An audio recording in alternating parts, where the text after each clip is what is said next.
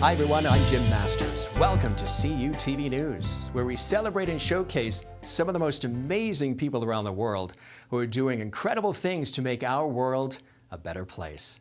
Today on CUTV News, my special guest is author, coach, and inspirational speaker Mike Ellerkamp, author of The Simple Little Rule, The Golden Rule Rediscovered. In the book, Mike shares his spiritual, philosophical, and historical journey as he brings to life, once again, this simple yet profound rule: do unto others as you would have them do to you.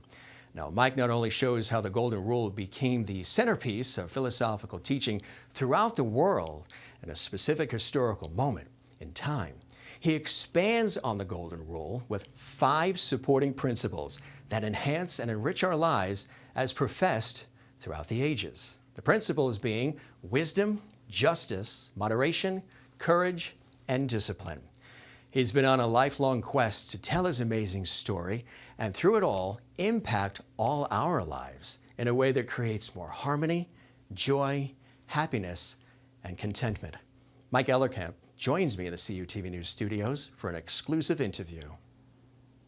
Mike, thanks for joining us on CUTV News. It's an honor and a pleasure to welcome you to the show. Thank you. Thank you. Thanks for making that trip from Houston, too, huh?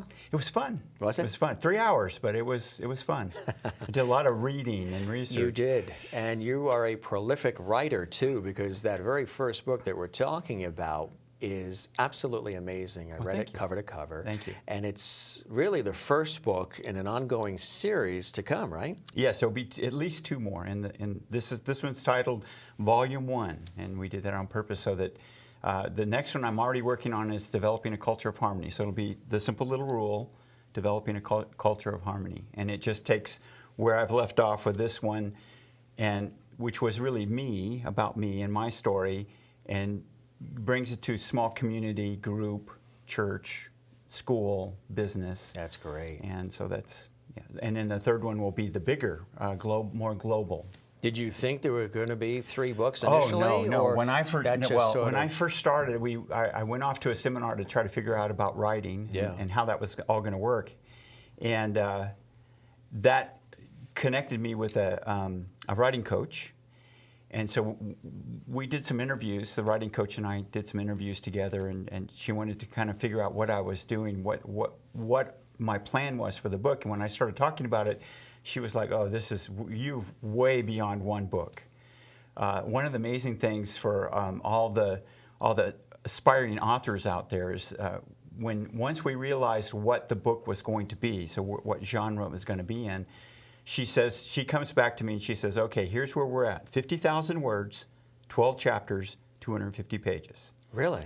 Succinctly had that already laid out for you? I mean, and every time we were on the phone, okay, where are we? And now the pages, the publisher can, fiddle with the pages. Sure. But 12 chapters and 50,000 words was where we were going to be. So that was a guide, a reference point you had to be able to. Otherwise, it well, and I was way beyond 50,000 words. So we were bringing it back to 50,000. Right.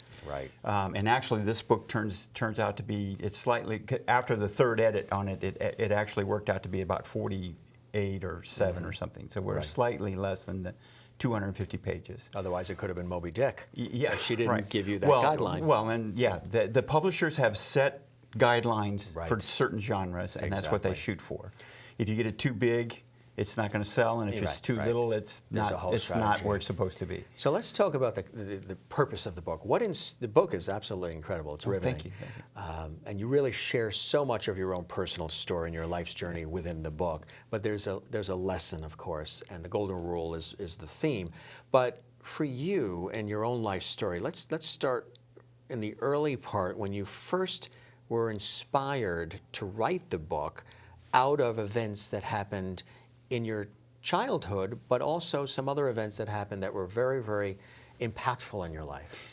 And the first 2 chapters really are kind of my story. The first chapter, my journey.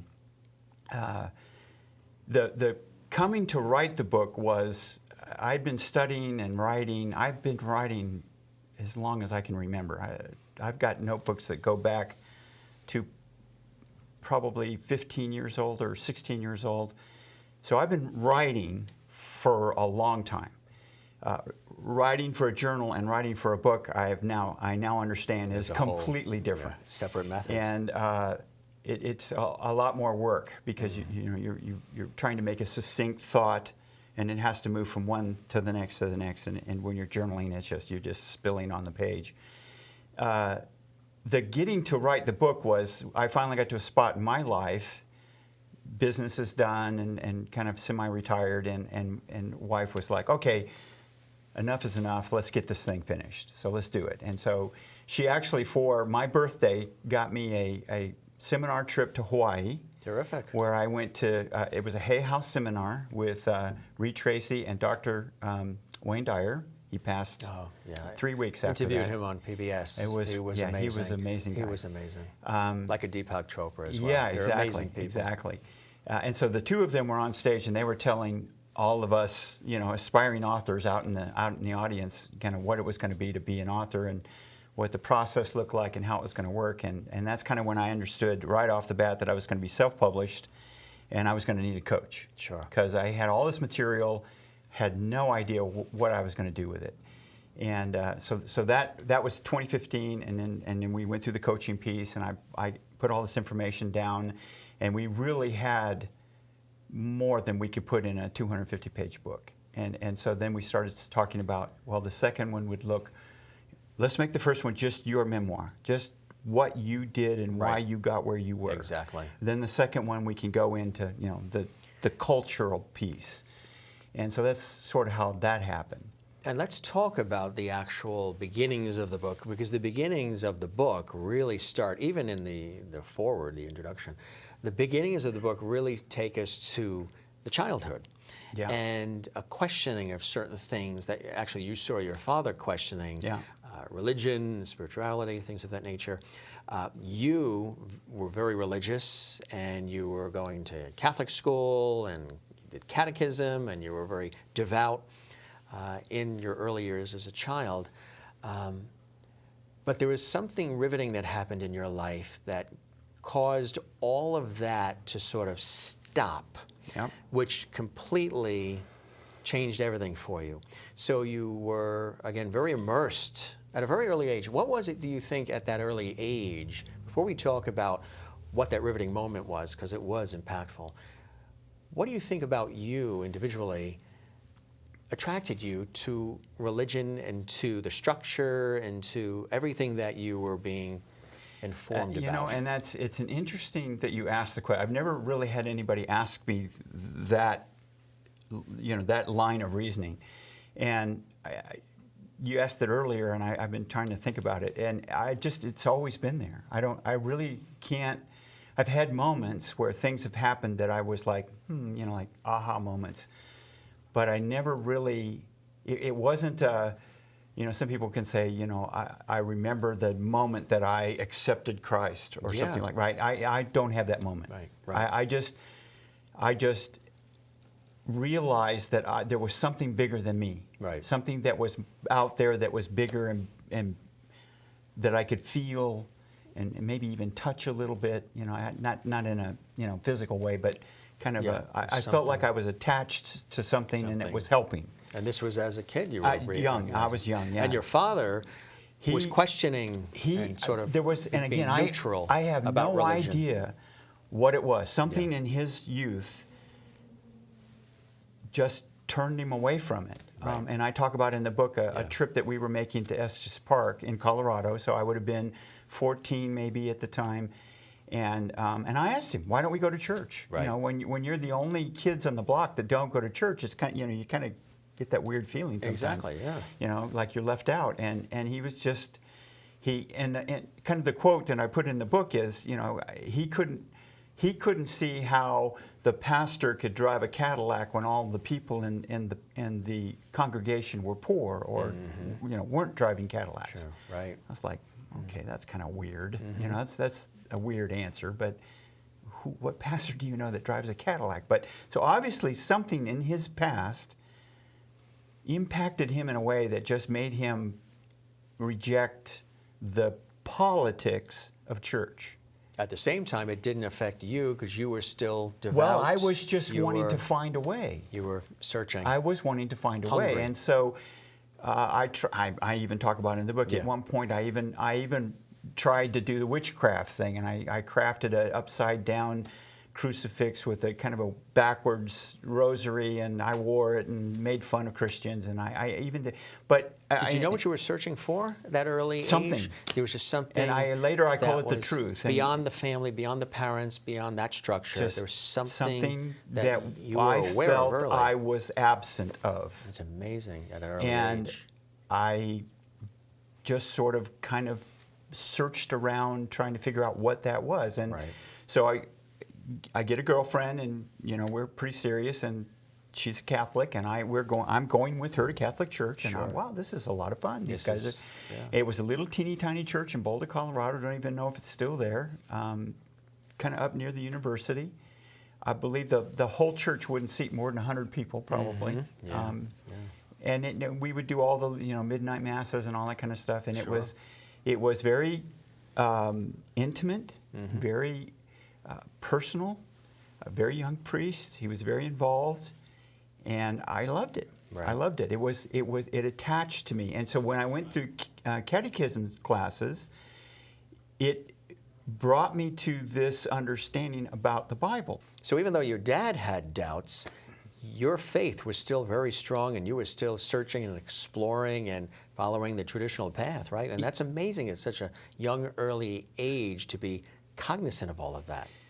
Yeah, and he was neutral about it. He didn't want to go. He didn't want to participate, but he didn't keep any of us from doing it. So my brother ended up Pentecostal, and we've all sort of found our way. And were you sure of what you were looking for? You just felt there was something bigger than yourself. I mean, you have the family structure. I was sure there was something. I didn't know what it was. And it wasn't going to be. And I've detailed sort of come to that conclusion in the book, and that's sort of this explanation. So larger than your family, larger than all the loved ones around. It was something bigger. Yeah, that's amazing. Yeah, it was just like an absence. Yeah, and I don't have that feeling any longer. So now, you have this devout faith. You're following all the different paths. School and church and catechism, all these different things.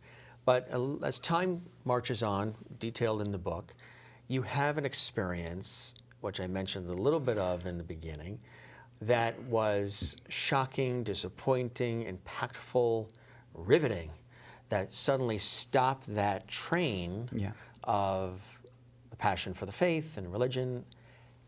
Well, and one word happened. Yeah, well, and let's back up just a little bit, because the girlfriend and I get married, and I end up having to go to Florida searching for work as an electrician, and now we're out of that little intimate Catholic church with that very personal, young priest, and we're embedded now into a much larger church environment with old priests who go back to what we were talking about just a few minutes ago, and we couldn't. It wasn't that intimate experience, and it was. Stick to the script. Don't get out of line. Don't ask questions. This is it. This is the catechism. This is what you do. That's it. This is the question. Mass. Don't question. Just do. Right.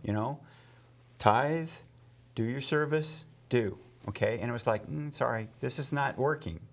So I began to pull back, and I actually, left the Catholic Church while in Florida, and then we ended up going back to Colorado, to Denver. And I joined the Air Force. Couldn't find work, joined the Air Force.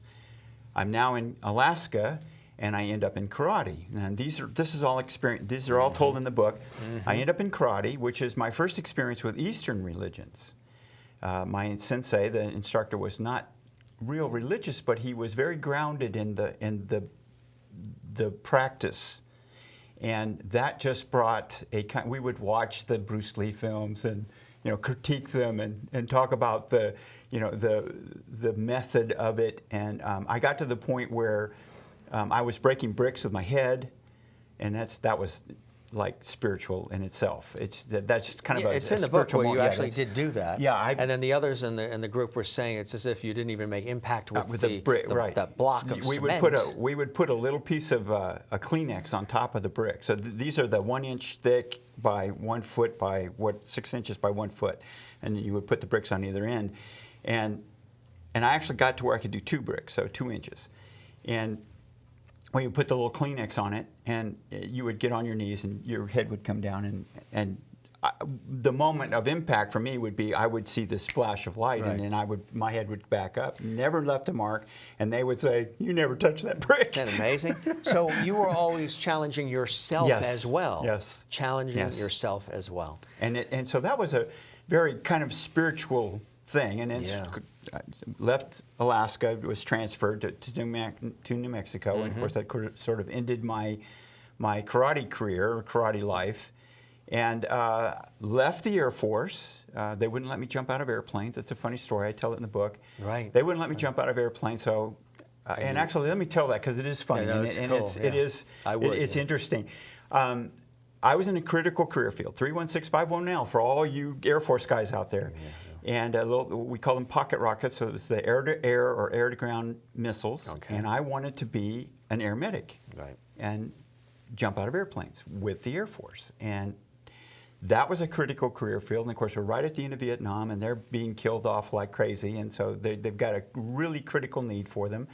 And I wanted to do that. I wanted to volunteer to go to be an air medic. And you're in a critical career field, Mike, or Sergeant Ella Kemp, you can't transfer. Really, can't transfer. This is a catch-22 thing. Remember the movie Catch-22? Sure. Catch-22 thing. So I wait till I'm just about to get out, and they want me to re-enlist. I'll re-enlist if you let me go to be an air medic. You can't. You're in a critical career field. You're kidding me. You're going to let me leave the Air Force as a sergeant and not let me transfer to a critical career field because I'm in a critical career field. Because you're You can't leave because you're in a critical career field. You're so right. I left. So you left. I got out of the Air Force, was out for about a year. That's the period where I'm introduced to the Bible study. So we're at, Jeremy was born in 75, so we're at 75, 76-ish. I'm introduced to this Bible study group and by a friend of mine in Denver.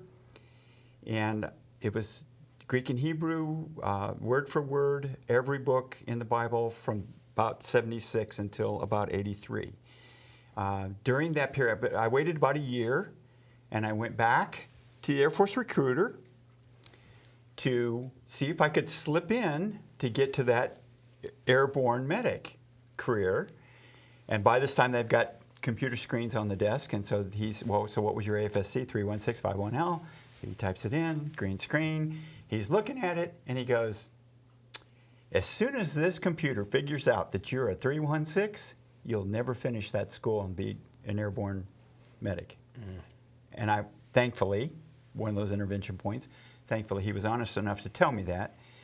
And which is a big thing. What you just said, intervention points, that is critical to a lot of the things that have happened in your life. Yeah, and as discussed in the book, absolutely, is these key moments where there's been interventions that have caused you to go in this direction or step back or reevaluate. And that was one of them. That's one of them. Yeah. And so I literally, and I tell this in the book, I literally walked out of the recruiting office, went 2 doors down to the Army office, walked in the door, and I said, I want to jump out of airplanes. And so they had one of those, cut out things with the airborne ranger with his black beret, because back then we were the only ones that wore black berets, and his camouflage fatigues. And those guys jump out of airplanes. Sign me up. I'm there. And that's how I got to be an airborne ranger. That's amazing. It's just. And there was no thought of being higher up would put you closer to God at all. Nope. At that point. None of that. No. None of that was coming into play. No, none of it. Interesting. So that again, you're challenging yourself. You're challenging your limits. But then the other part of that was that a lot of people, and we were just talking with Dawn, and her brother's an airborne ranger, and she was telling me that his experience on his first jump was panic and fear. And I told her, I said, I'd never had that, never once, because even at that point, if it's time for me to go, yeah, I'm going. Then you go. So yeah, that's it. If I trip on, No I could trip back. on a bar of soap before I got on the plane, and it would be just as bad or just as good as jumping out of the plane. And so. thinking and worrying about it just can make things worse. Makes it worse. Makes you freeze. And so I never had any worries about the jumping. So you mastered that, and take us from there. Because we're all leading up to that one crucial word that you heard that totally changes your life. Carter gets to be president, screws everything up in the military, and so I get out and I go back, go to Houston because that's where the oil business is big and there's lots of work. The late 70s. This is I left and it was December of 1980. Oh, so yeah. December of 1980. On the cusp, yeah. It was right at the end of the year, and oil was big in Texas at that point, and everything was good. Work was to be had everywhere. So you moved to Houston. So I moved to Houston, and that's how I got to Houston. And I'm going to church, and the pastor still faithful, still devout. doing that. We were doing tape studies while we were not in Houston. In Houston, we had the church available. Mm-hmm. And I'm after class one night, I'm standing there in a conversation with some people, and the pastor's over here beside me, and he makes this statement that goes, pretty much, apartheid is the way to handle the situation. That's all I heard. Apartheid. Apartheid is the way to handle the situation, or is the way to handle the matter. And this is coming from the pastor. This was the pastor. He was talking to somebody else. I was not involved in that conversation. Who you believed in, and I didn't have a clue what that meant. What that word. At that moment. But somehow it stood out. It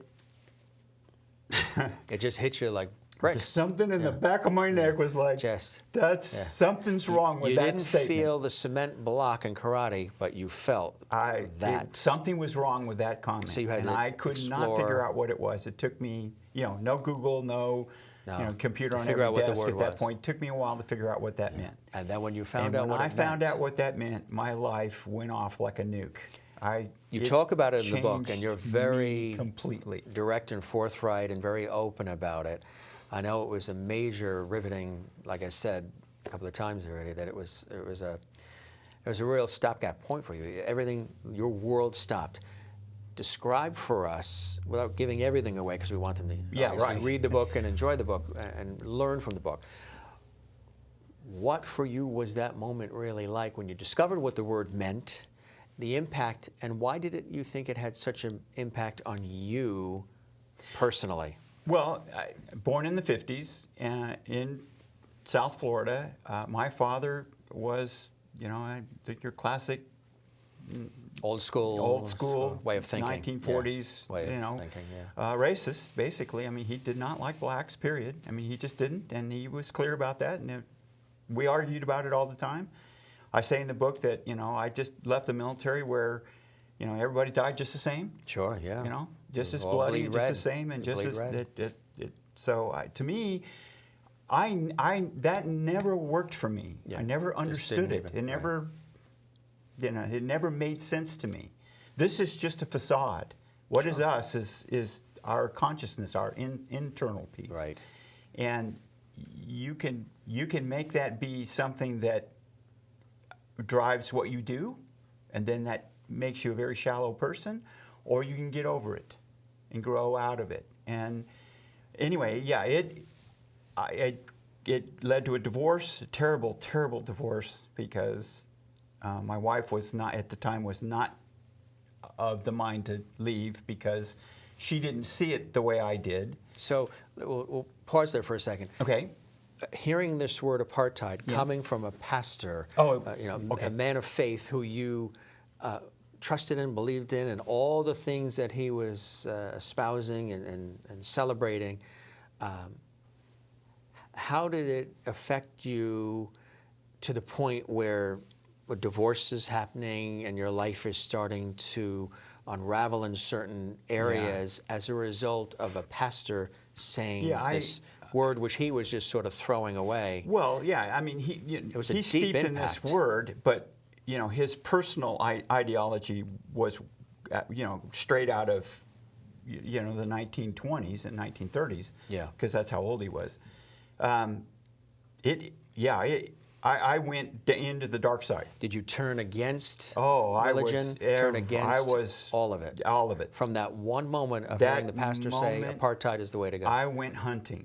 Really? And it became you were hungry, thirsty. Hunting. There was nothing. I went hunting for young Christians carrying Bibles, and I don't know how far into that you want me to get, but that was like quite a. I mean, there wasn't any. Was there any transition between being so devout and so faithful to now totally against the whole idea of religion? You burnt pages and years worth of Bible college notes because you were. I had a bonfire. Disappointed, frustrated, angry, all of the above? All of the above. And it hit you to the core where nothing else, you couldn't even probably think about anything else. You were determined yeah, we won't use any harsh language, but yeah, I was ready to, I was hunting for people to destroy, basically. Which you outline in the book, you weren't just questioning and pausing and saying, okay, well, I just won't go to church anymore. You were so disappointed by what you heard and angry by what you heard that not only did you question whether everything you believed in all these years at a young age and that you applied in every aspect of your life and your career and the military and your marriage and all these things and relationships with friends has just been erased, gone. Well, okay, the way you just said that, though, I want to make sure that there was still this desire for searching that thing right. that I could not still put my finger on. But the structural religion part of it is what stopped from, again, hearing the pastor say apartheid. I couldn't do the political part of... So it was all consuming?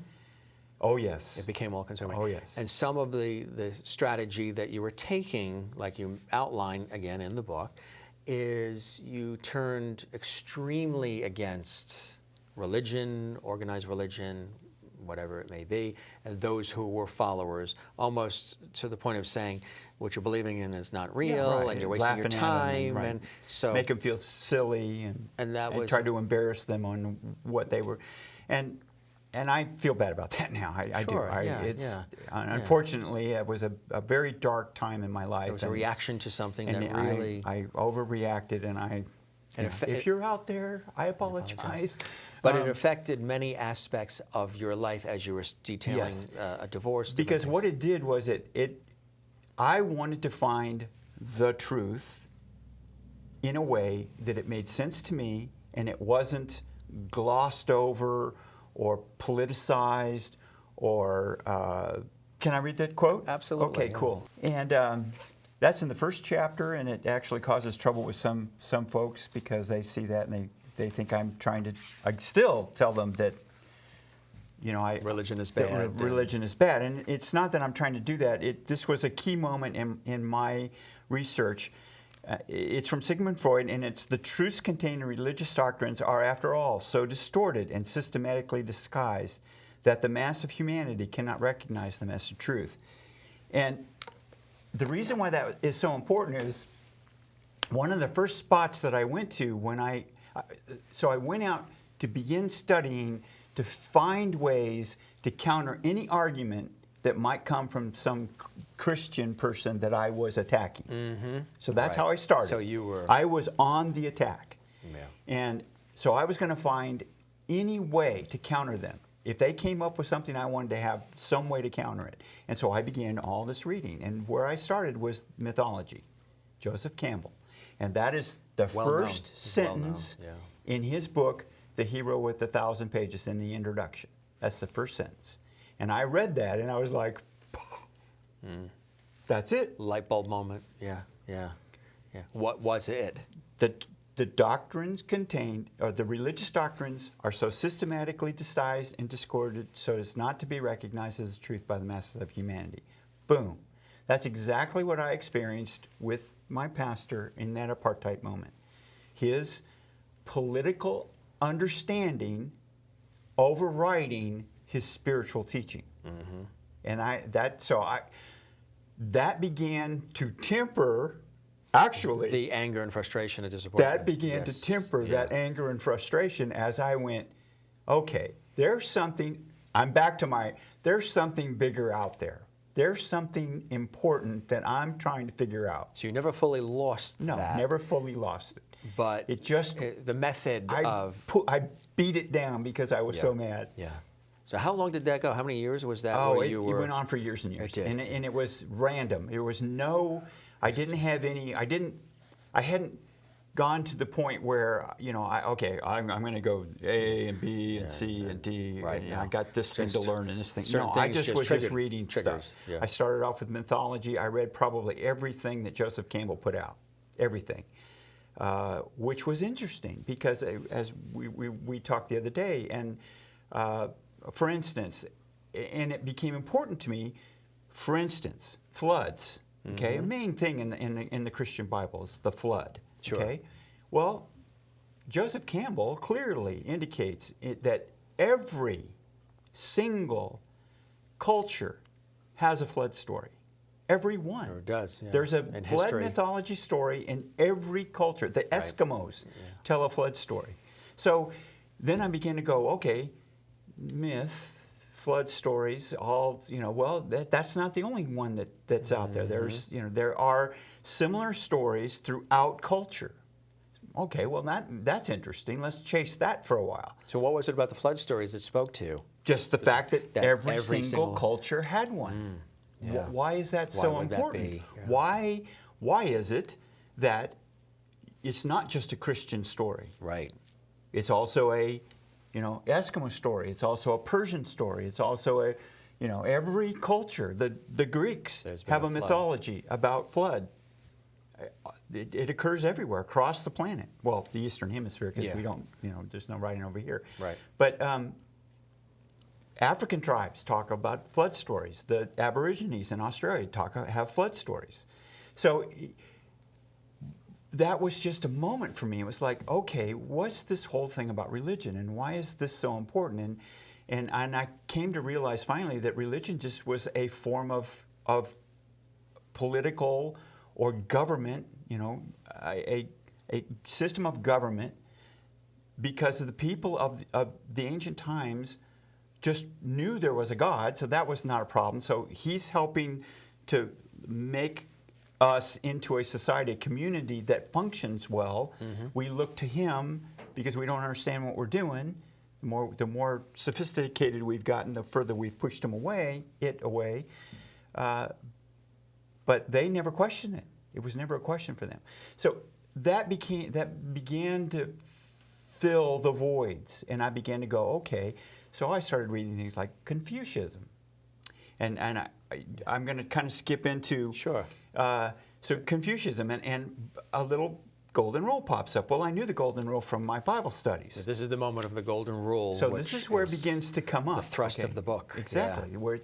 So Confucianism, I'm reading Confucius, and I'm reading the stories about him and about his teaching and whatever, and boom, there's the golden rule. Okay, that's interesting. Go on reading. And then eventually I'm reading the Greek philosophers, so Plato and Aristotle. Boom, there's the golden rule. Which is, again, is do unto others. Do unto others as you would have them do to you. And that's the normal way that you see it. The Bible, Jesus and Hillel the Elder and the Jews was love thy neighbor as thyself. Confucius used the silver rule, so can we let's do this? Absolutely, hold up the book. Yeah. So golden rule is in the silver rule. That's why the juxtaposed arrows. Yep. The silver rule is the negative side. Confucius, Plato often used it, Aristotle often used it, and that would be do not do to others what you would not feel good to have done to you or would not care to have done to you. So that's the negative side of it. Right. And so sometimes people will say, well, the golden rule doesn't work because you wouldn't do this because you wouldn't want that done to you. Well, turn it around and you do the negative side of it, and it works perfectly. Exactly. That's what we were talking about at dinner the other night, where a lot of people misinterpret that golden rule in meaning that it's almost an eye for an eye situation, where you're basically saying, it's not saying that at all. Nope. It's basically treat people in the way that you would wish to be treated yourself too, and cared for and loved and appreciated. But some people immediately twist it a little bit where they think it's saying eye for an eye. You do to me, I do to you. Yeah, right. And we're going to talk about that eye for an eye thing. But unfortunately, we've gotten to the point where we can only consider it in a compassionate, kind way. And that's not what it's about. And that's what this book is trying to tell everybody. Exactly. Is it's not just the compassionate, kind side. The golden rule is the law of reciprocity. Right. And the law of reciprocity is a physical law of the universe.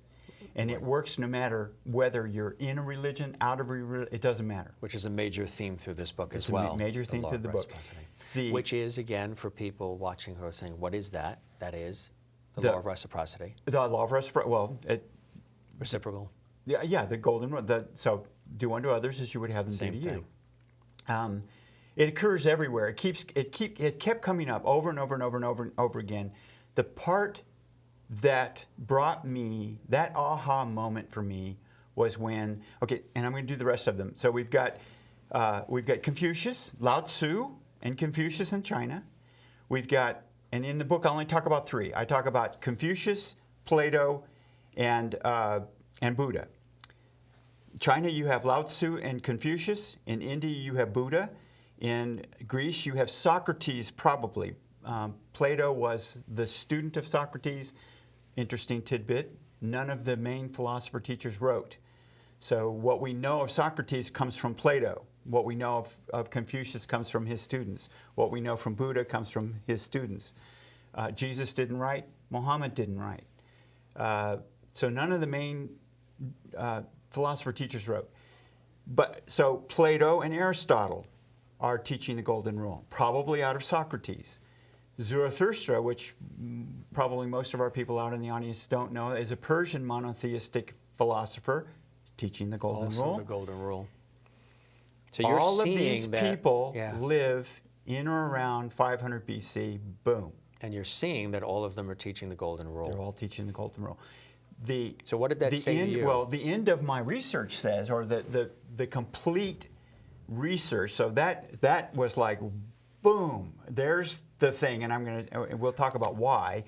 But as I researched further, anywhere that we have language or writing as a tool, so all over the Eastern Hemisphere, so in Greece, early Rome, all around the Mediterranean Sea, Persia, India, we've got Upanishads, the Vedas, they're also golden rules there. China, you have writing as a tool in China. Everywhere that you have writing as a tool, you have the golden rule. Mm-hmm. Every single place where writing occurs as a tool, you have the golden rule.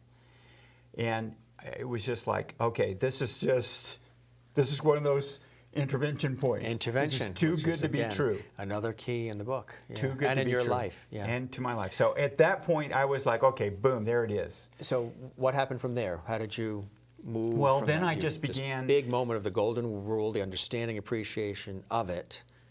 And I began trying to figure out why it was important, why it kept coming up everywhere, because now that becomes the truth for me. To me, that was the piece that said, okay, this is that consciousness, that supreme God that's communicating. How is that communication happening? Why is it, or how is it that all of these individuals scattered all across the planet, Eastern Hemisphere, because we don't have writing here, which is an interesting, I want to throw that in there. Human beings, we're going to talk a little bit about that, I guess, but humans are so unique. We're so unique. And one of the unique aspects of us is that we pop out at about 140,000 years ago, 150,000 years ago. By 60,000 years ago, we're leaving Africa.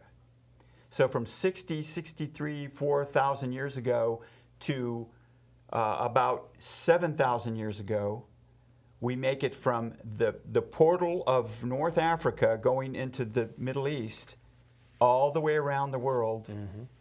We are the only mammal to fully inhabit every part of the globe, and we did it in less than 100,000 years. So people were moving that fast that they were, if you go with evolution, now here we go with this intervention piece again. If you go with evolution, we were exiting Africa at about 64,000 years ago, and about 10,000 years ago is the first evidence of people arriving in the in the New World, in the Americas. So that means we've got from Africa all the way around the globe back to the New World in about 4,000 generations to get us from Africa to the Hawaiian Islands and the west coast of the New World. That's amazing. Absolutely. Again, another intervention point. Another, yeah. Why is it so important that we must be this diverse, that we're driven to move that fast across the planet to occupy all the space? Why? How? You know, so that was another one of those teaser questions that came up in my puzzle. And it all comes together. It all comes together. The Golden Rule just sort of was the flag that was going, okay, here. So did the understanding of the Golden Rule completely bring back your faith I've and gone your 360. belief? You've done a complete, which again, in the book is beautifully outlined. Yeah, Again, you really share it in 360. a very deep way. The book really is a page turner because you feel almost invested in following your journey. At least I did in reading the book. How did we get to the 5 supporting principles? I mentioned those in the introduction a little bit.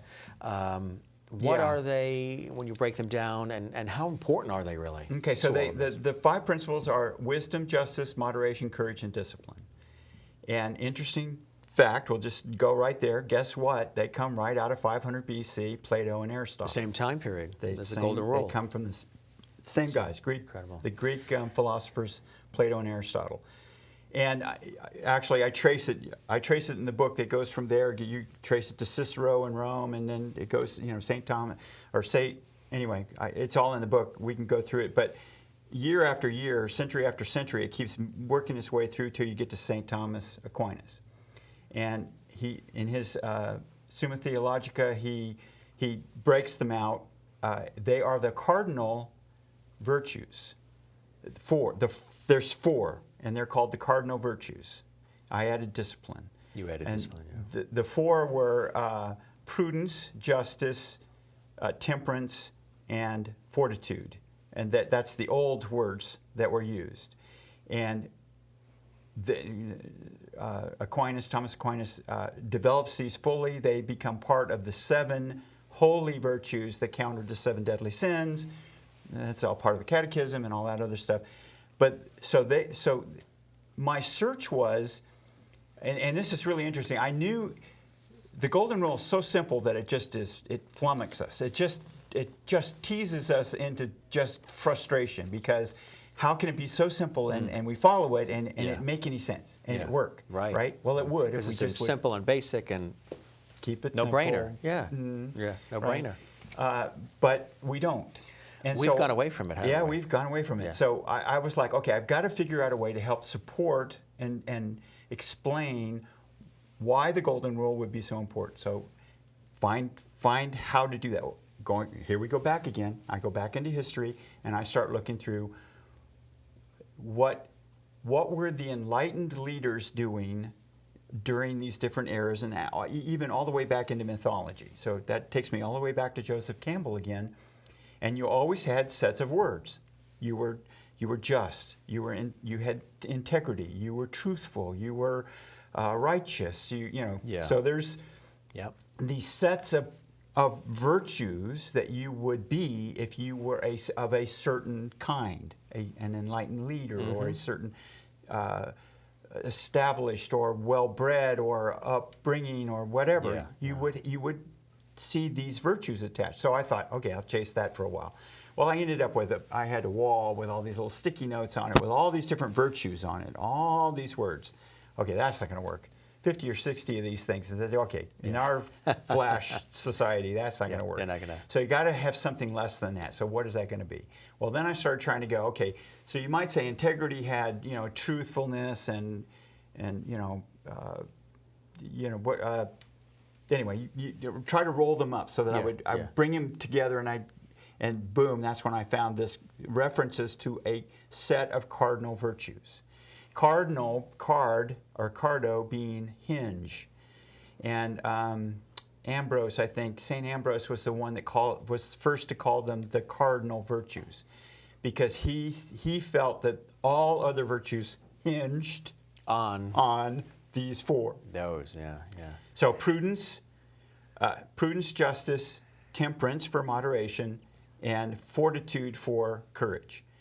Okay, so there's my four. And you added discipline? I added discipline later because the four didn't work without discipline for me. And the reason, and then right away I realized, well, okay, if we move forward about 5 centuries, we go from, prudence, justice, temperance, and fortitude to wisdom. Justice doesn't change. Moderation becomes temperance, and courage becomes fortitude. I added discipline. And the four cycle for me. So you think your way through. It's think, weigh, test, steer, stay in the middle, and then execute. And if you follow those four things, you are going to stay out of trouble almost all the time. And that brings you into this confidence of the golden rule. Because you can get to that point. It's all connected. It's all connected. It's all connected, yeah. You can get to that point. You can go, within justice, I have what I call 4 standards of reason. And it's a test for justice. And that's neutral, universal, consistent, and transparent. And so you can run those 4. Sometimes you don't need all 4 of them, but if you break any one of the 4, then you need to back up and rethink. Because it upsets the cart. It upsets the status. It upsets the consciousness. Right. And we can run through some of those if we want in a minute. But and then discipline is the piece that says, okay, but you got to keep doing that over and over and over again. So it's the practice of making it happen over and over. And I went from virtue to principle because virtues are something done, something that's completed. You are considered courageous once you've stood your ground in a battle or stayed in your spot in the middle of some controversy. Then you were courageous. Yeah. So you got something done, and then you got the virtue. Right. And I'm looking for the law or the practice, something to do to get us there. So that's the reason why I went to principle instead of virtue. Do you think that you added, maybe not even consciously, discipline in because you were always so disciplined yourself, and some elements of the military training of discipline might have creeped in just naturally? Yeah, that's a possibility for sure. It was an automatic for you. I just made sense. I understood very early on that you've got to test, you've got to think, right? You've got to weigh it, test it. Then you got to steer, stay in the middle, and then you got to execute. Well, you can't just do it once. Every time something comes up, you got to do it again and again and again and again. So that was the discipline part. You have to be disciplined enough to know that every time something comes up that you have some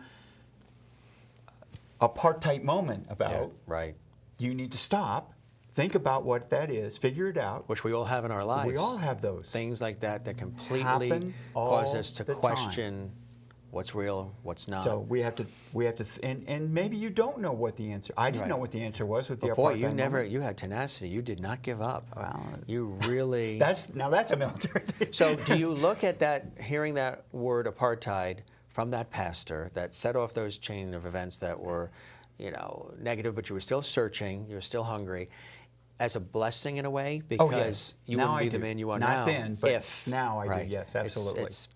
Now, we're talking about. It's an intervention point. It's another intervention point, which we have in our lives, and sometimes we don't recognize them. Because and that's there's a thing that we have. It's called the reticular activating system. Okay, so a good way for me. The way I explain this to people is the little blue car. Yeah, okay. Right. So you see that little blue Mini Cooper driving down the street. You go, wow, that's really a cool car. Cool car, yeah. And then all of a sudden you're seeing little Mini Coopers everywhere. That everybody, Yeah, look at that. There's another one of those little Mini Cooper things. Oh, and there's one over there, and there's one over there. Well, that's the reticular activating system. Our brains are made in a way that basically everything that we sense, see, touch, smell, everything is recorded. But we can't filter. We would just go, make us go wacko. So this little traffic cop is back here that keeps most of it at bay and lets things come through that interest us. Right. Well, almost filtering. universal consciousness is part of that reticular activating system. Because once our brain says that, okay, that's something I really want to get a hold of, the little blue car, my understanding of spiritual truths. So I'm quite, I go to a bookstore and I'll walk down the street and my brain is hunting for things. And if my vision catches, oh, look at that title on that book, I'll pull it because I know to listen to my little backseat driver. The backseat driver, yeah, that the person is guiding, and you can listen to it or not. We ought to get to do you want to get to the? Well, we have the standards of reason too, because we were just talking about the supporting principles. And then so that wisdom, justice, moderation, courage, discipline. Discipline. There are standards of reason which you reference in the book as well, and what are they, and how are they different from the supporting principles we're talking about? Well, okay, so they are universal, neutral, consistent, transparent. Those are the four. They are the test portions for justice. Justice is the weighing of things, making sure that you're staying fair, that you're being fair, that you're not getting out of line. And these four things kept coming up, again, all the way back as far as you can go. You keep seeing, not necessarily in the word neutral, because you don't see that word. I think it's fairly recent. The word neutral is fairly recent, but you see the concept of it. The Mosaic law, the judges were going to be a certain thing, and those things, if you look at them, are neutral and universal. You don't see sex and race and stuff like that mentioned in the law. It's not. And the golden rule. Let's just look at the golden rule for a minute. The simple version of the golden rule is do unto others as you would have them do to you. We've not mentioned any sex, race, culture, language, time. None of that is mentioned. It works its way from the very beginning of our experience till now. Nothing hinders it, nothing changes it. It just moves with us as we move through society. It's neutral, so that means that the consciousness, universal consciousness, God, does not have. It's a spirit. It doesn't have this facade. So color, sex, hair color, eye color, none of that, height, weight, none of that plays any part of it. It doesn't matter. It doesn't care. Doesn't know. Doesn't care. Wouldn't it be nice if that's the way life was operating? Well, that's what we're supposed to try to reach. Where you don't that's the goal that we're trying to get those to. Things, right? Okay. Right. Part of, for some reason, the consciousness, our experience was we had to be diverse. There was a reason for us to leave Africa 64,000 years ago and go like rockets, race cars across the globe. There's a reason for that. That's for diversity. That's to make sure that we are able to handle disease. That's so that we're spread all over the place so we can't be eliminated easily. Now, that creates its own issues. We begin to develop race. We develop different, different skin colors, different cultures, different languages, and all that is part of that diversity that is leading us to the end that we're trying to get to. Mm-hmm. Well, what is that, Mike? That end that we're trying to get to. Right. And that is harmony, happiness. Harmony, right. Prosperity. Joy, contentment. And that's what we're supposed to be heading for. Right. Well, the minute that we start not weighing things, not being neutral or universal, not accepting that there's differences, and maybe that we ought to think about, a different culture isn't wrong or bad, it's just different. And we can, I live in Texas. We eat Tex-Mex all the time. I love it. Margaritas are great. Fajitas are great. Did you bring any? I didn't. But the next time you're down, you need to come and we'll do it. We have different Thai foods and different foods, and all those things are important. And that experience is important. Unique to that area, It right? is, but it's important for us to have a way to grow and expand, because we are already a global race. Yeah. The human race. Sure. We are a global race already. So that's done. That's there. That's done. Now we got to overcome all this strife and chaos that we create because we want to, this group's better than that group. We're back to the my apartheid moment. You know, we just got to get beyond that. So, and that's part of what those 4 standards of reason in the judge. So I've thought about my thing. I now have to weigh it. So is it neutral? Is it universal? Right. If it applies to you, it applies to me, and vice versa. Right. So we don't have a double standard. We don't Right. have an elite that gets away with something and we don't. Or we don't have a group that gets away with something and some other group doesn't. So this is the way it was originally designed, but not necessarily the way things are operating now around the world. We've gone the away religious truths from are so systematically disguised and distorted so as not to be recognized which is right by in the beginning of the book. Truth. And it still keeps coming back to that, as does the Golden Rule, which is the main emphasis of this book. The simple phrase, the simple, important, meaningful expression of the way we should be treating each other, and yet we have gone polar opposite. So I know you're on a mission, personally on a mission, in writing the book, which is part 1 of this series, and in doing speaking and doing workshops and one-on-one with people and things of that nature. You're as tenacious about getting people to understand and appreciate the Golden Rule as you have been trying to find that larger sense beyond yourself. This is you. And I know you get emotional. I know it's deep at certain points when you really think about the 30 years of research and all the time you've put in and all the experiences, good, bad, ugly, indifferent, negative, happy, that you've experienced. It's a culmination of a life that continues. So what is it about the apartheid stuck out for you? Now the Golden Rule is near and dear. What is it about the Golden Rule for you specifically that you are so drawn to? Because again, it's basic, makes sense, but you are so determined for the rest of society to understand, appreciate, and actually go back to, because it's always been there. Yeah. Why do you feel compelled to be one of those, if not the one, who one of those is called upon, yeah, maybe from divine, what have you, as a conduit, a facilitator, to get this message out, because you know how we would achieve the harmony and contentment and joy and happiness and things of that nature? Well, what is it? Do you feel chosen to, or? Well, in a way, yes. There is, because I've had that sense. Yeah, there is some feeling that, you know, for whatever reason, I couldn't even push it away. You had to go through everything you went through to lead up to this point. And it no matter how hard I tried to, you know, read some other material or do some other thing or go some other way, it would just keep coming back. Just come right back. It just wouldn't go away, and it just kept coming back around, coming back around, coming back around. Sure. And sometimes that was just quite by accident. I would pick up a book and I would be reading the book, and I would go, well, by golly, look at this. There it is. Well, there it is again. Yeah. Here we go. It's a reminder. Yeah. So it was. It's an interesting, and that's an interesting question.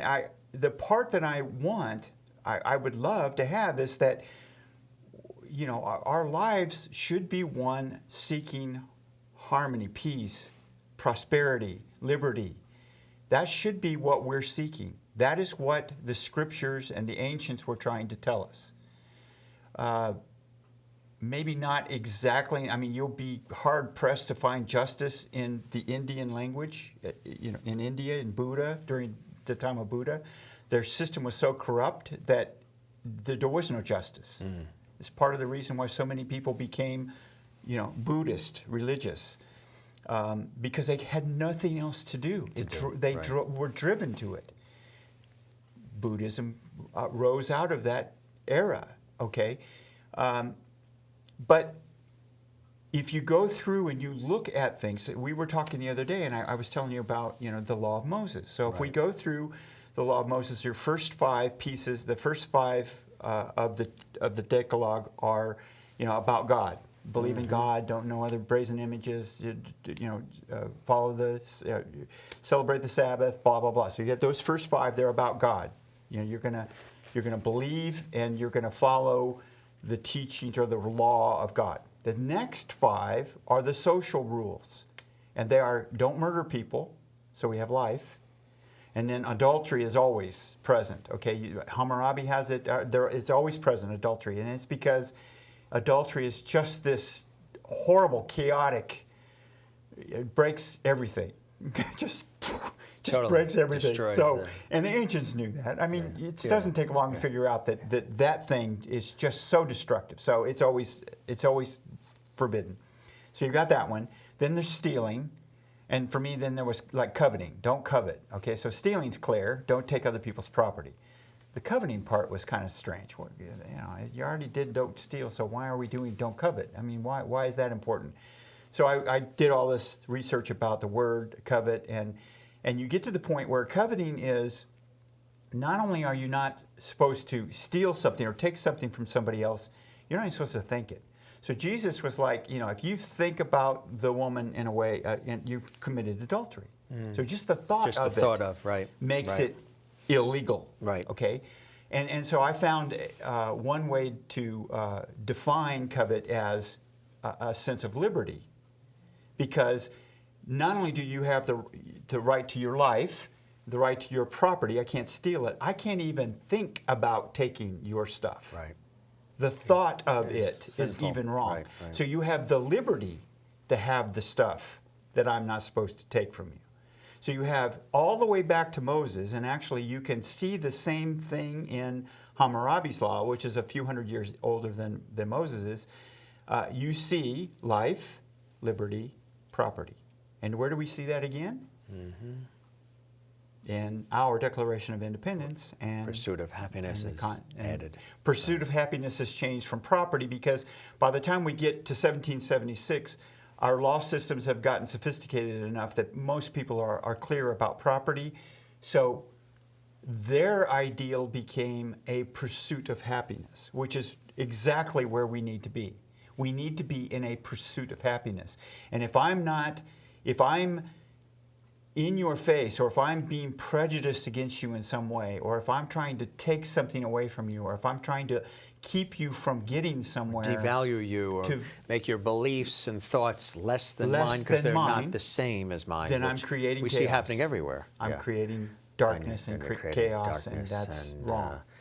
So it's evil. So with all of this that is happening in our societies these days, you are here. There's the reason why you are here at the right time. I was like, Molly was like, okay, it's time to write the book. And we've gotten into this very hateful. So the book that we're talking about here, this amazing, amazing book, the simple little rule, the golden rule, rediscovered. Rediscovered. That was the key. Now, when you said rediscovered, you're saying rediscovered for you because you sort of discovered it in your own journey, but are you hoping that it's rediscovered through this book and everything that you're doing? Yes, globally. For every single one of us. And you're on a campaign to help people because it's a beautiful thing. And part of what I want to make sure that, you know, and this is interesting, I need to tell it because it's so interesting, and this is a good environment to do it. We tried to write the book in a way that it was you know, it was in the middle. I didn't want to approach a certain religion, Christianity per se, and I didn't want to ignore Christianity or religion. I wanted to try to get in the middle where I could, and I talk about whether you are of a science, you believe evolution, and you come from that side of the equation, or if you come from the creation side.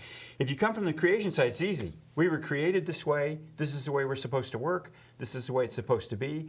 You know, get off your butt and let's get it done. Right? Let's just do it. Right?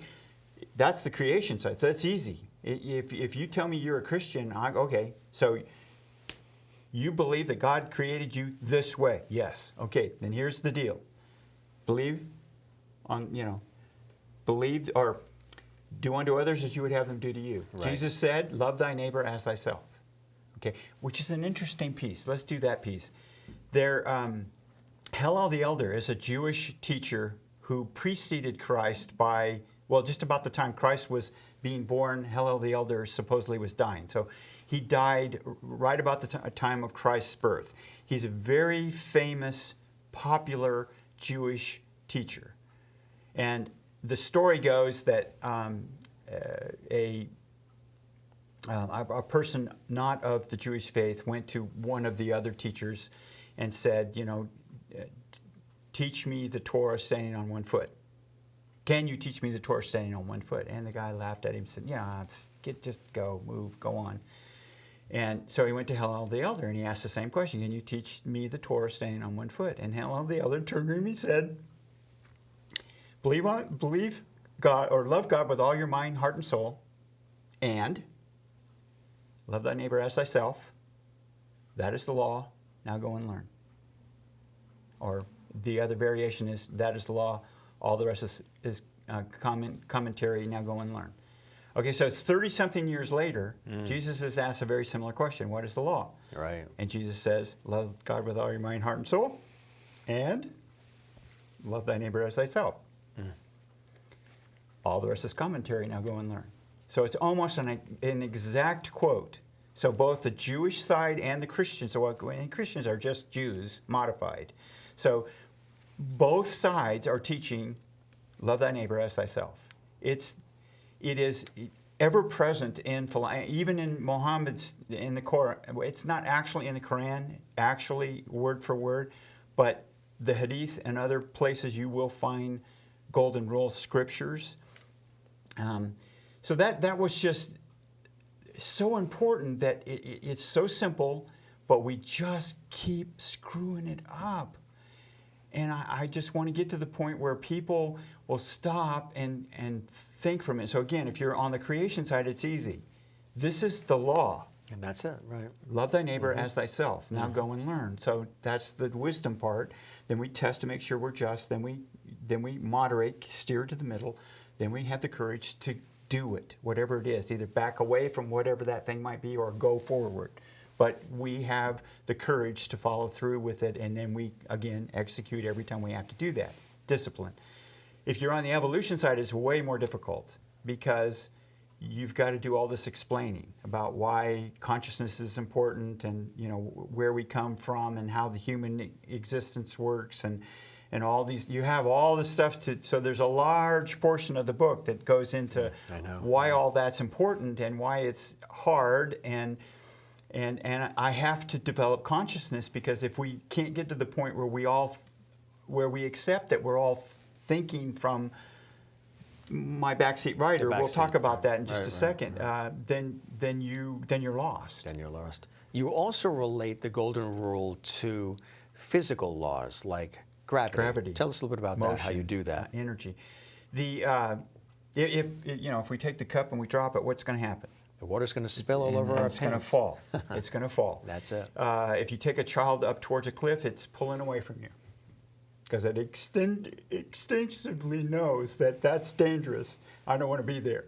Okay, so we inherently know that gravity is gravity and that it works. Okay, so whether you know it or not, or you can do the math for it, or you accept the fact that gravity is around us, it is around us, and it works. Okay.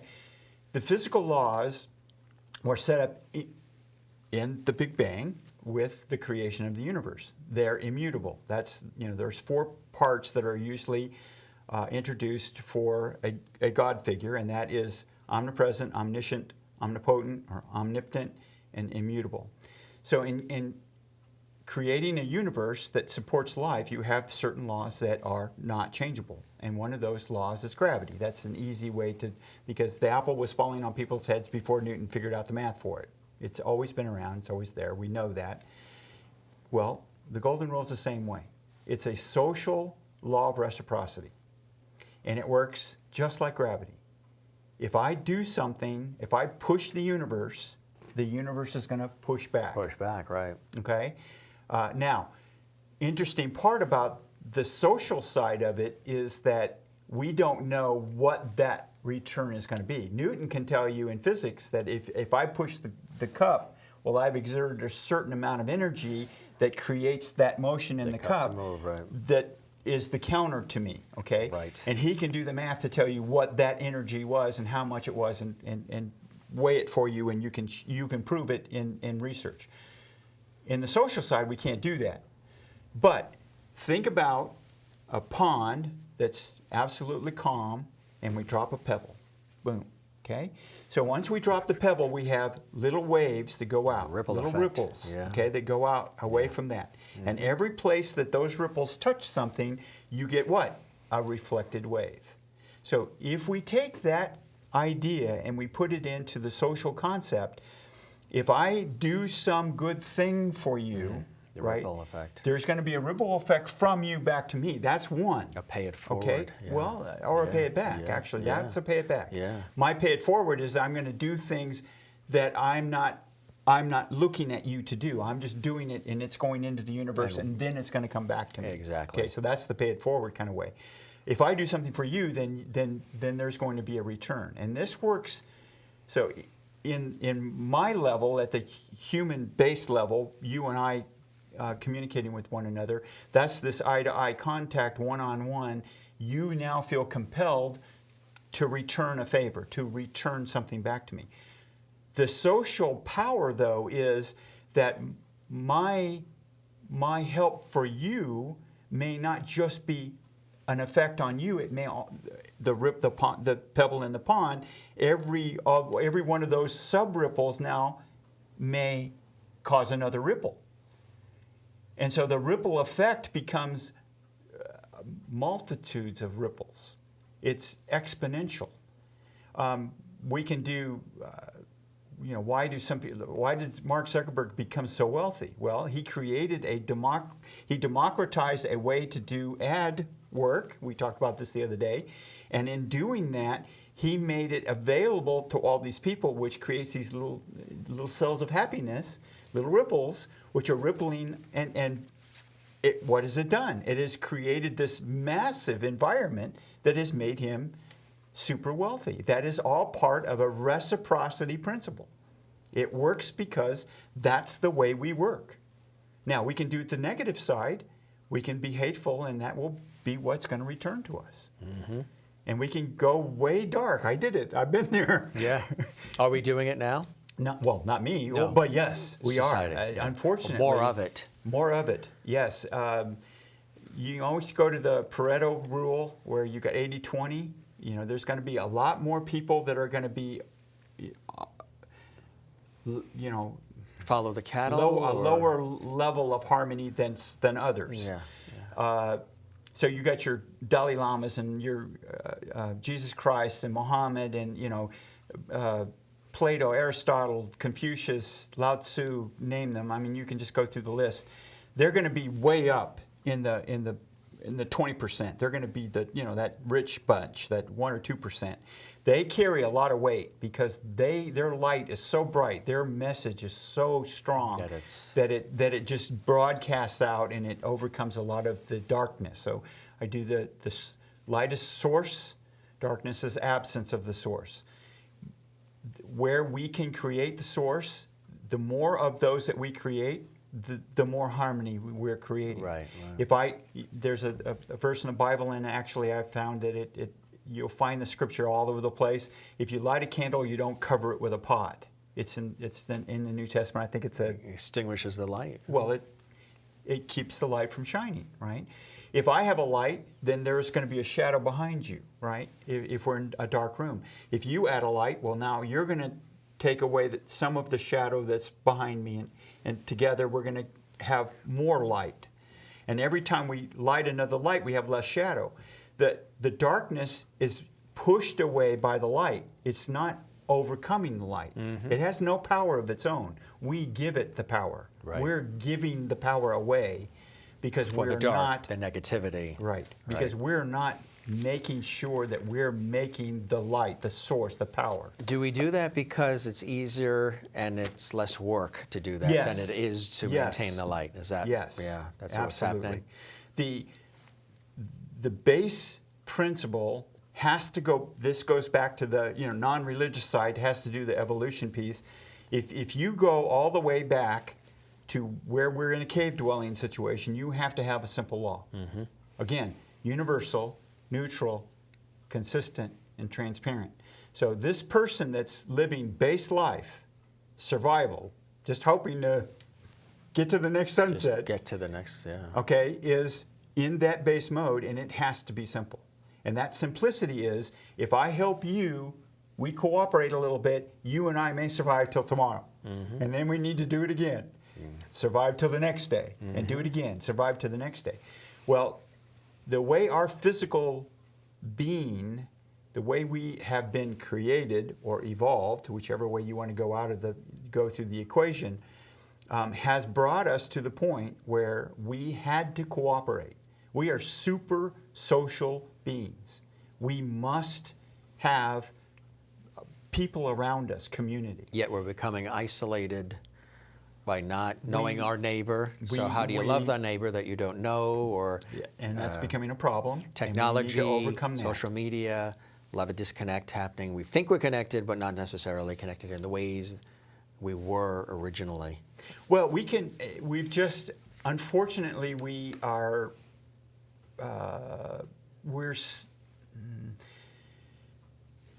we're not utilizing it in a way that makes it so that we can continue to expand the harmony. Deeper connection. The deeper connection. It's very superficial. Yeah. Everybody wants to be famous. Flash in the they want to be popular, stuff. famous, loved. Flash in the pan stuff. But it's not authentic. And these quick responses without any thinking about what and arguments and it creates chaos. It creates a lot of that anger. Spread the ripple effect. Going back to that ripple effect, it infiltrates other parts of our society. Create a lot of negativity and a lot of chaos. We place all this value on this at the detriment to other basic things like the golden rule and principles and all the things that are already there in front of us. Yes, and it's important that we continue to accept that our lives improve when we're cooperating, when we're living in the law of reciprocity, and we are consciously attempting to enhance or to provide or to assist, bring along. We must be conscious about the fact that we have to keep striving for that to happen. In the book, you talk about the importance of universal consciousness. Yes, Speaking of consciousness, tell us about that. What is universal consciousness, and why do you feel, as you dabble in the book, why it's so important?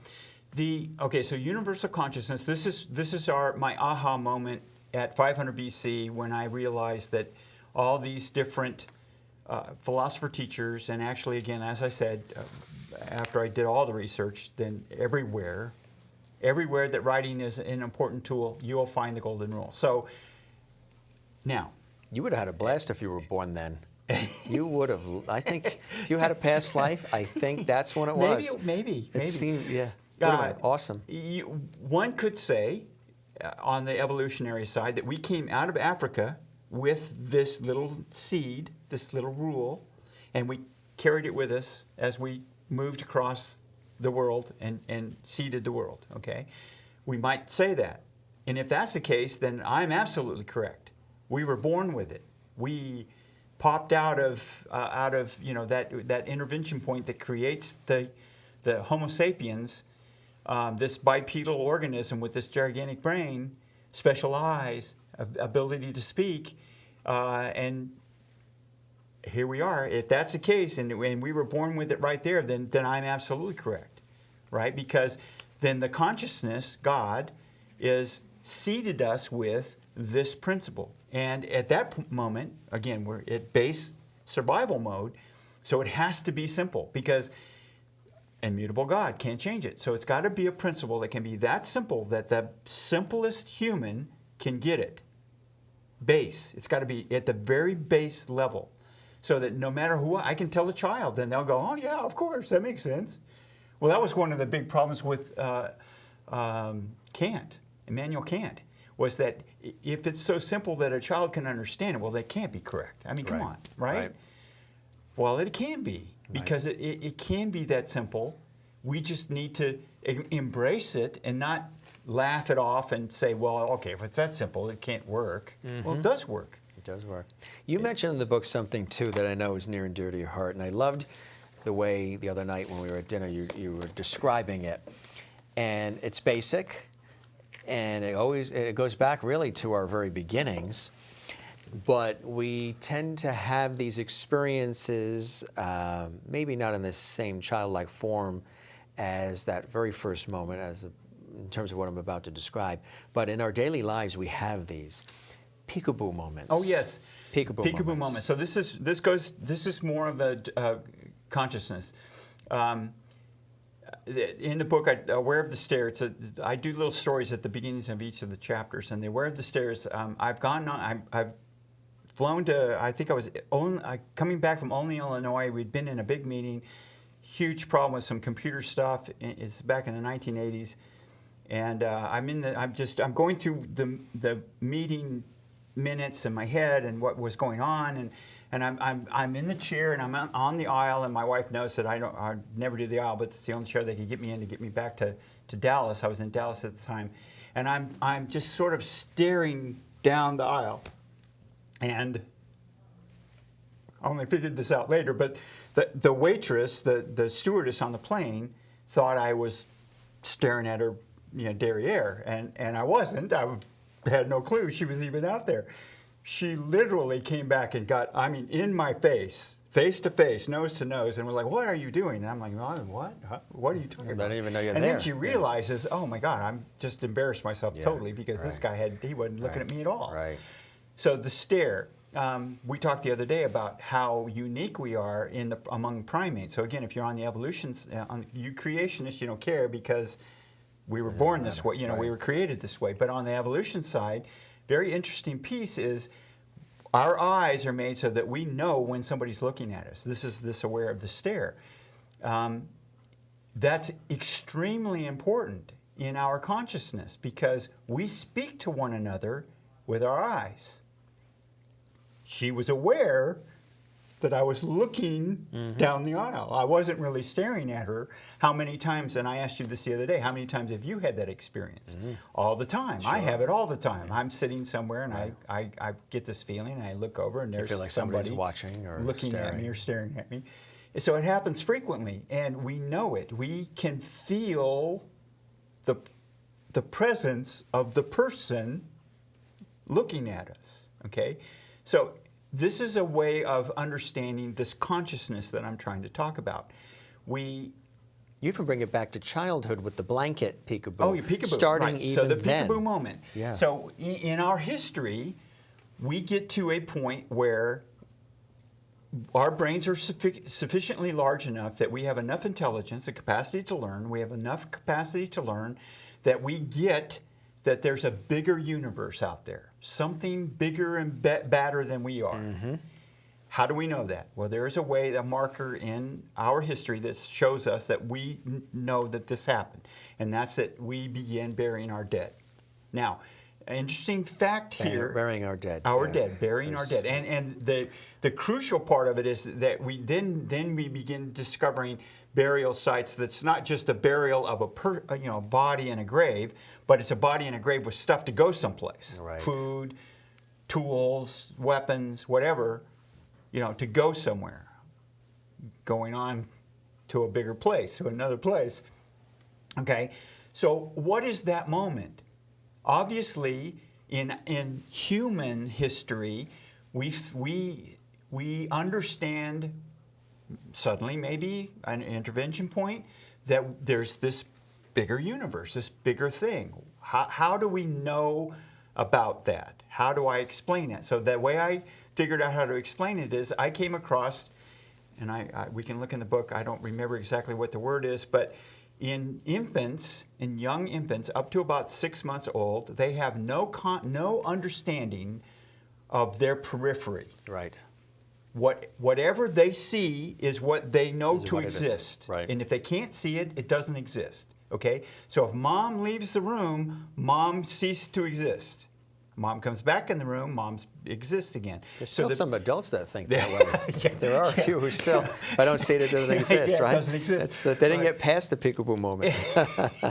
So the peekaboo moment is that, you play with a child, they get to the point where you can cover their head and take it away. Because they get scared, they think the mother's gone. They're still there, right. And it's fun. It's a game. At first, they think the mother's gone because they're in the darkness. Now I know they're there. It's a fun game. Right. Peekaboo moment. So in that moment in the child's physical life, there is I don't know how instant scientists will probably scream when I say this, but there's a sort of instantaneous transitioning from this physical, it doesn't exist unless I see it, to a great big gigantic universe that has got all these neat little places to go hide and seek and play and peekaboo stuff, right? Where's Mama? I'm hide and seek. So that moment, then, I translate that moment to human history. Peekaboo moment. We suddenly realize there's this bigger universe, something bigger than us out there. And that begins to create this environment where we understand that there is this bigger thing. We accept it and we move forward in it. The ancients never doubted that there was some sort of supreme creator or being or God or gods. Never, ever. They tried to figure out how to explain it or how to, verbalize it or talk about it, but they never doubted it. We only began to doubt it at about, Galileo's time, when he began to really lock down science and made things empirical and let's prove them. And right. At that point, we began to go, well, okay, lightning is not something that God did. Lightning is created because of friction in clouds, and thunder is the reaction of the lightning when it flies through, and so on. Earthquakes, tectonics. Plate tectonics was something that happened when I was a young man. In the late 1950s, early 1960s, we began to realize about plate tectonics. Well, so these plates floating around on a magma middle, it's this dynamic planet that we live on. It's extremely important for us. It keeps us alive. It keeps us here. It's part of that life-giving universe that we become a part of. So the peekaboo moment becomes something that for the evolution side of the bucket, they need to understand that, or hopefully will come to an understanding that there is something out there that helps us feel, or and you went through your moment with your Death Valley moment. I drove alone through Death Valley, and we talked about amazing. that, and you were amazing experience. And you explained that to me, and you said, and I'd never something to the effect of, I'd never had that experience before. I wonder why. And I said to you, what? How many times had you had that experience but ignored it? We didn't realize it, right? Okay, right. Because or tried to time it perfectly. Or time it. Well, but you can't really. Yeah, manipulate it. Certain things are meant to be and when so they happen. Then we got into our conversation about the way I explain my consciousness. There's two ways for me that I explain my consciousness. Plus, that was an intervention. The Death Valley, yeah, it was. driving alone through Death Valley for me point for you. was really an intervention. We're going to have to make sure we talk about that intervention point. We'll put it in the second book. Okay, second book, yes. Actually, it's in this one. I mean, my intervention. Oh, yes. Right. Well, we could. I might do that. Reach out to everybody and tell me, give me one snippets of your for people. Yeah. There you go. There you go. Good idea. That's the reason why I'm sitting here. I'll include you in the royalties on that one. That'll be good. There's two ways for us to talk about consciousness. The peekaboo moment for me is a point where we've reached a level of intelligence where the antenna, our radio, our receiver, has reached a point of technology, a point of critical mass, if you will, where the consciousness, which is all around us all the time, and not just us, but the universe, is now receivable. We can tune in. So at first I always used to use radio. Well, it's like tuning into the radio. When I had people would catch me and say, well, I can turn the radio off. I don't want, I don't care. Right. Okay, so it's still like radio because the sound, the universe, the consciousness is all around us. Yeah. And it's communicating all the time. Theater of the mind, yeah. Okay, very good, thank you. That's great, I like that. That's what it is. And we can turn it up and turn it on and tune it in, and radio works. But then I can't. But so when people kept pushing me on the radio part, I can just turn it off and I don't want to hear it. I went to, and we talked about this the other day. I went to, if you imagine yourself in a car, so the car is your body. It's the physical part of you, and you, the driver, are your mind. So this is your physical body, and you're the driver, so you have complete control of where the car is going to go and what it's going to do. Now, there's a radio in the car, so we could still go back to the radio. You can turn on the radio and tune it in and listen to what you want to listen to. But the better way is I put a backseat rider in behind you. Somebody you can't really see in the mirror, but they're behind you and you can hear their voice. And they may be telling you, you might want to turn left here or right here because something's going on up there, and you can listen or not. You know, mother-in-law, can just turn her off and just not listen at all. And then if you're like the Dalai Lama, you got her sitting right here next to you in the front seat, and you're having communication. You're just conversing all the time. Yeah, that's so. That one always gets you.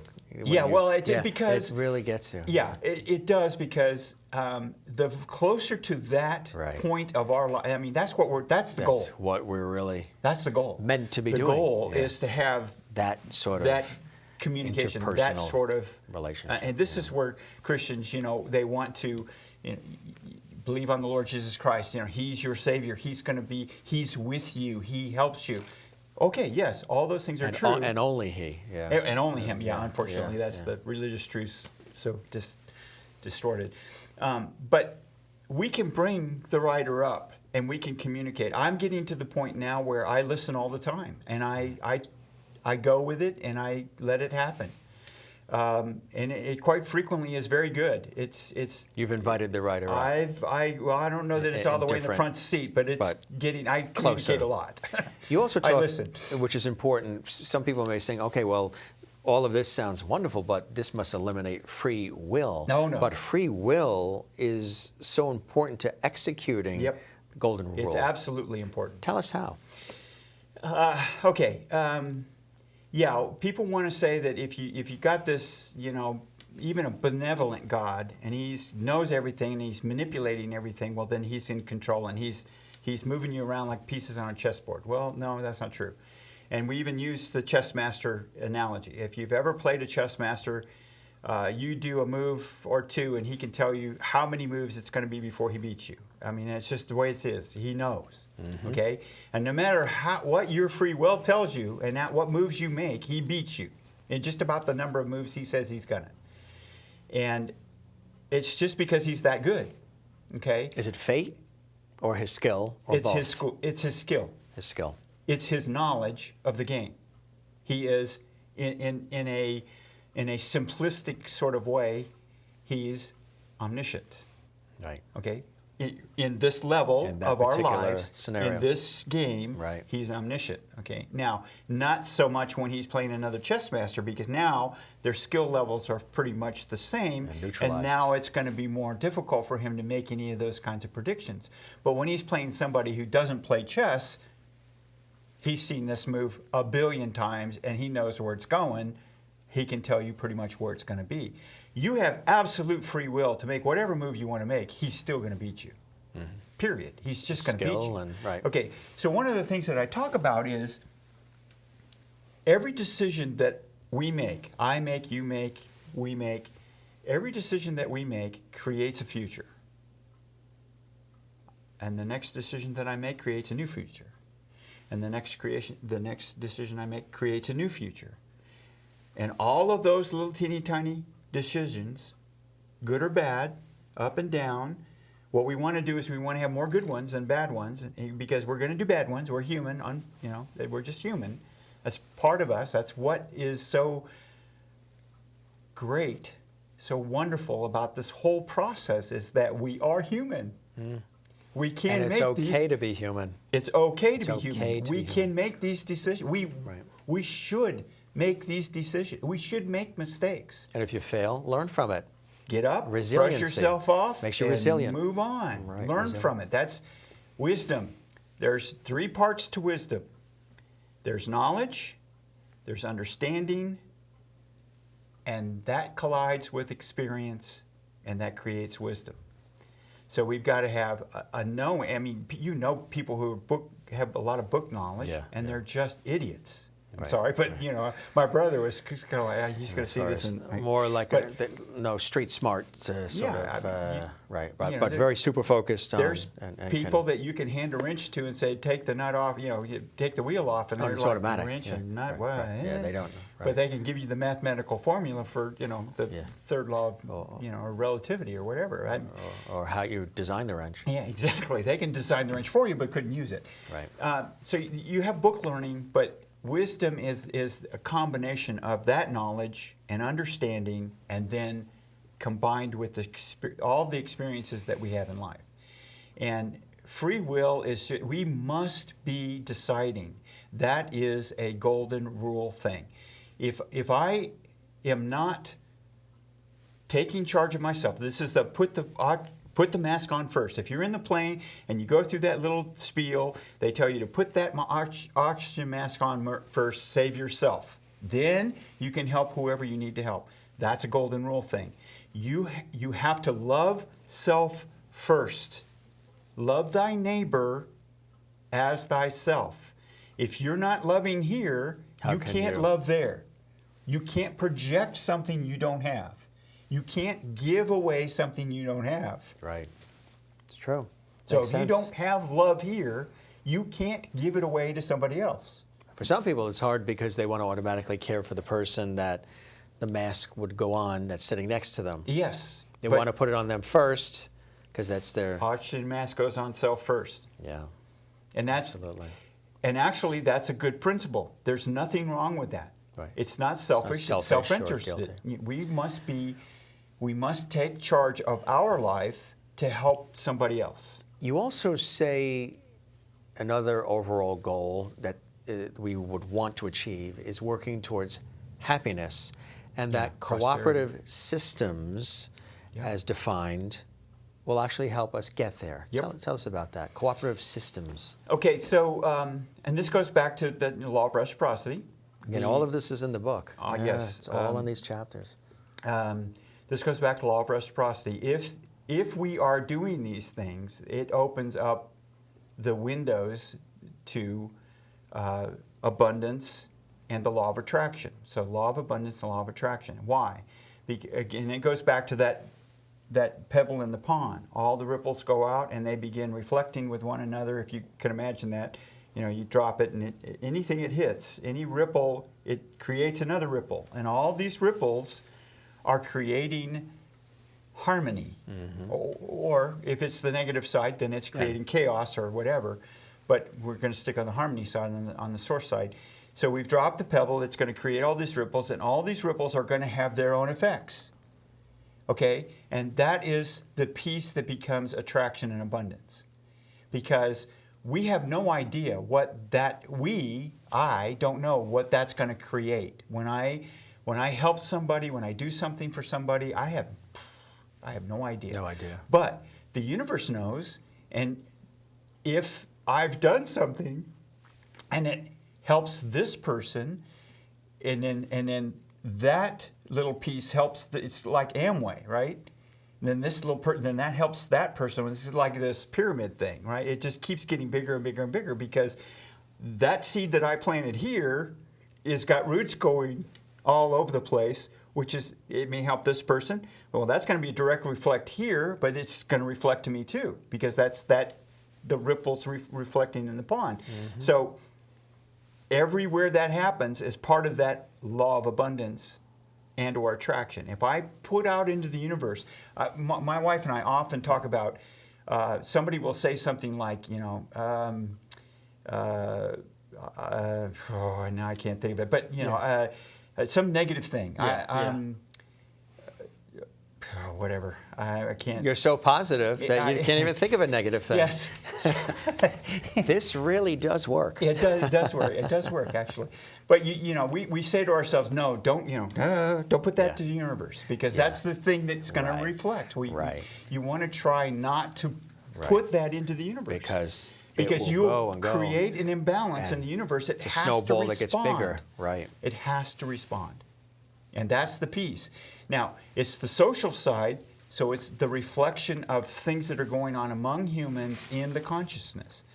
And, we push it out, and it's got to come back. And hopefully it's going to come back in a good way because you put something good out. You don't want to put negativity out there and tease the universe to have some kind of negative thing come back at you. Right, exactly, because it can come back 10 times. 10 or more. 10 times is always an easy, and you see that a lot in Scripture. I was dealing around numbers, yeah. Well, and like harmony. you'll be blessed 10 times or tenfold, or yes, you see that number quite frequently. Exactly, yeah. And it's just a way for the ancients to say, there's a lot going to come back at you. Yeah.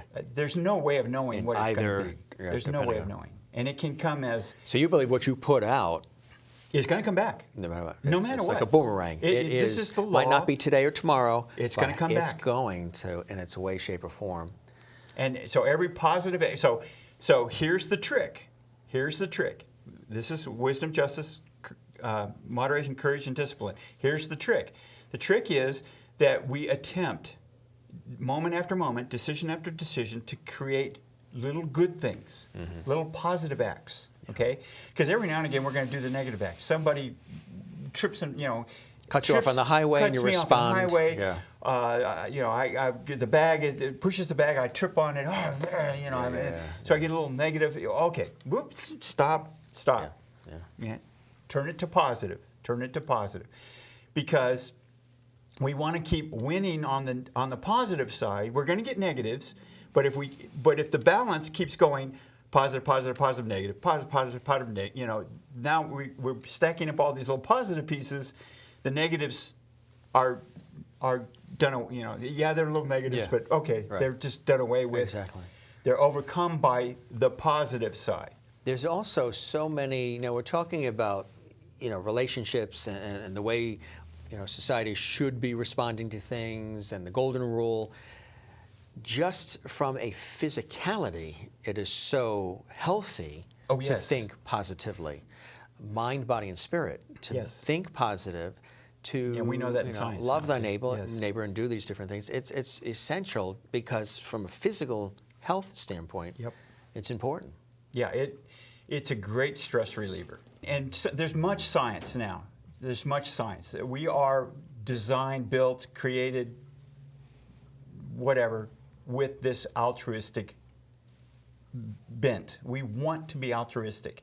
And there are scientists now, they can't help themselves, but they refuse to go to anything that has to do with spirit or God or whatever, but they can't help themselves. They're at a loss to explain it any other way. So there are people, E.O. Wilson and others, who are now finally saying that, look, we're different in a extreme way. We are super social beings. People talk about bees. Bees are kin. They're all sisters. Wasps are all sisters. So they're kin. So being altruistic among kin, that's expected. We're not. And yet we are altruistic among a society. Absolutely. So then the other piece was physical. So that eliminates and reduces stress, and it creates a much more harmony and congruence within yourself. And it's infectious because people will see that you're content and joyful and happy, and then there's another ripple effect. There's another ripple effect. It goes with children. It goes with spouses, friends at work. It just emanates. It just is broadcast like that radio signal or the light that I was talking about earlier. Exactly. It's the reason why that is used so much in Scripture. The light, that analogy is used throughout Scriptures. The light, be of the light. Have the light. Anyway, and even animals can sense when you're not happy, our dogs, unhappy, or ill. They do. So this has been a 30-year-plus journey that continues. Yeah. Searching for the truth. Have you found the truth? Yes, or has it been your truth, or a combination of all of the above, or is it predominantly the overall I think universal truth? For me, so speaking personally, I have come to a point of rest and peace, okay? Where I had that apartheid moment, and I had that that explosion. Stopped everything. Stopped everything, and I went into this really dark place and dark space, and I've come all the way back around where I'm at peace with that now. I understand there is a consciousness, a God, a universal consciousness. It is present. It speaks to us. It relates information to us that's helpful. It tries to do or convey messages that help us on a regular basis. We can listen or not. We can pay attention or not. And our lives are blessed by it. And I'm at peace with that. So yes. Which is a beautiful thing. It's taken a while to get there, but again, it's enriched your life in so many different ways. This book is incredible. It's really volume 1 of what's going to be an ongoing series. In addition to the book, workshops, they can work with you one-on-one as the coaching is happening as well.